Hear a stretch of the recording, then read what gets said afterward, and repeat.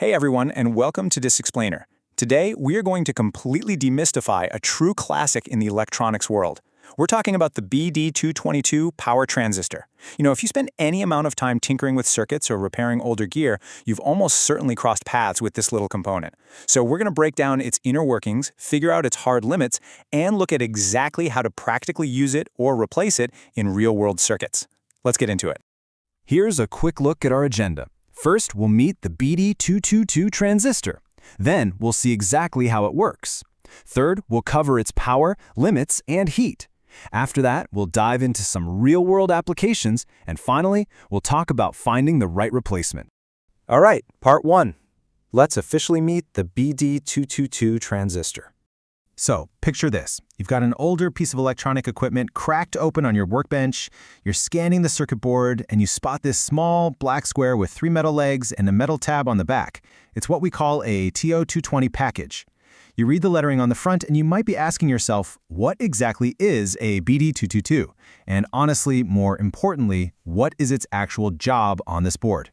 Well, simply put, the BD222 is an older silicon NPN, that's negative, positive, negative, power transistor. It's a bipolar junction transistor, or BJT, that was specifically designed for low-speed switching and audio amplification in medium power circuits. But what does that actually mean in plain English? Just think of it as a gatekeeper.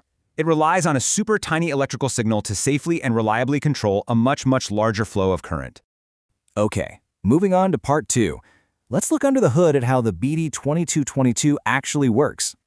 The NPN part of its name tells us exactly how this thing is built. It contains 3 distinct semiconductor regions stacked right together. You've got an N-type collector, a super thin P-type base right in the middle, and an N-type emitter. You can really think of this acting almost like an electronic floodgate.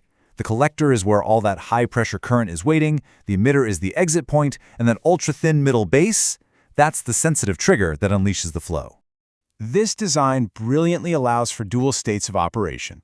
When the transistor is in a state called cutoff, the base isn't receiving any forward voltage, so practically no current flows. It acts exactly like an open switch, just completely shutting off the circuit. But give that base a small forward bias, just tweak that trigger a little bit, and it enters saturation. Boom! The transistor turns on and a massive collector current flows right through to the emitter. But here's the cool part. The BD222 isn't just a rigid on-off switch. It has a kind of secret weapon called the active region. In this state, instead of just flipping a switch, a small varying signal applied to the base produces a much larger, proportional variation in the collector current. So it acts like a dynamic volume dial, which is exactly why this specific transistor was historically used all the time for audio amplification and signal driver circuits. Let's jump into section 3, power, limits, and heat, because this transistor definitely commands some respect. If we dig into the historical Fairchild documentation, the BD22 boasts some pretty robust ratings.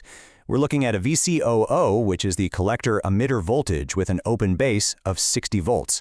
It can also handle a maximum VCBO of 80 volts, a collector current of 4 amps, and a power dissipation capability of up to 36 watts at room temperature.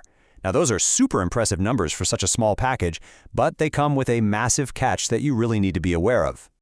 While the spec sheet proudly advertises a maximum collector current of 4 amps, you cannot just crank it to 4 amps at any voltage you choose. Nope, you have to strictly respect what electrical engineers call its safe operating area, or SOA. Remember, if you multiply your voltage by your current, you find your total power dissipation. If you push the limits on both voltage and current at the exact same time, you are absolutely going to exceed the physical limits of the silicon. And the crucial point here is that all of this electrical power, it converts directly into heat.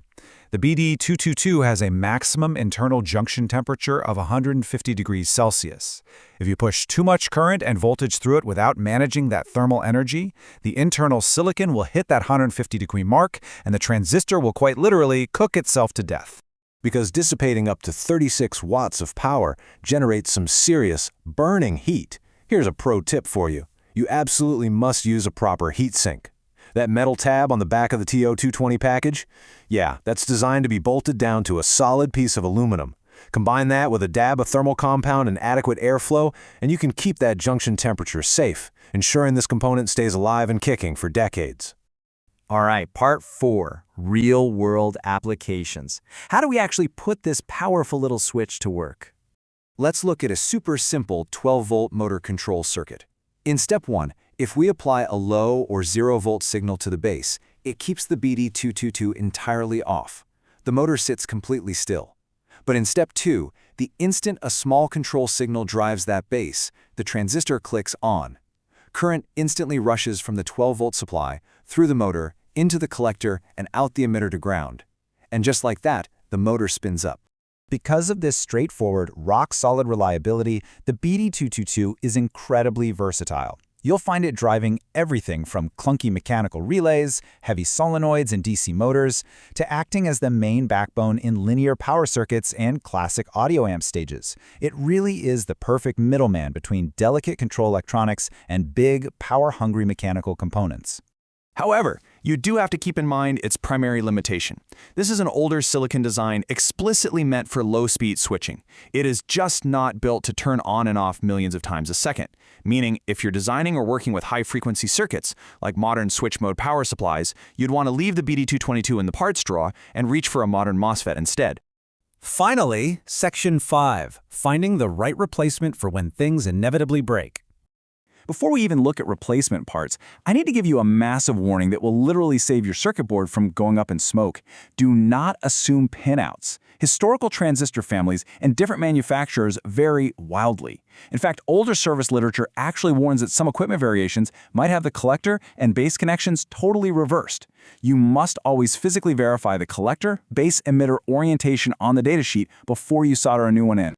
So when you're shopping for functional substitutes, historical cross-reference tables point to the BD243B as the top 5-star replacement. It shares that exact same TO220 package and handles those medium power requirements really well. You'll also see the BD537 and BD539B listed as highly capable alternatives. But take a look at the 2SD487 down there with 3 stars. While it's electrically similar, it uses a totally different TO126 package.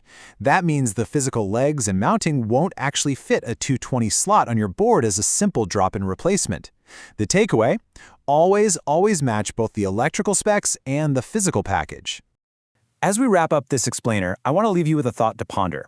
As modern technology is constantly pushing toward microscopic, lightning-fast, high-frequency MOSFETs in integrated circuits, what can mastering an older, low-speed transistor like the BD222 actually teach us? Well, by understanding these foundational, tactile building blocks, by physically managing their heat, respecting their safe operating areas, and precisely controlling their base currents, we gain a much deeper, more intuitive grasp of the very foundations of modern power control. Thanks so much for joining me to explore the BD222 today. Keep tinkering, and I'll catch you in the next explainer.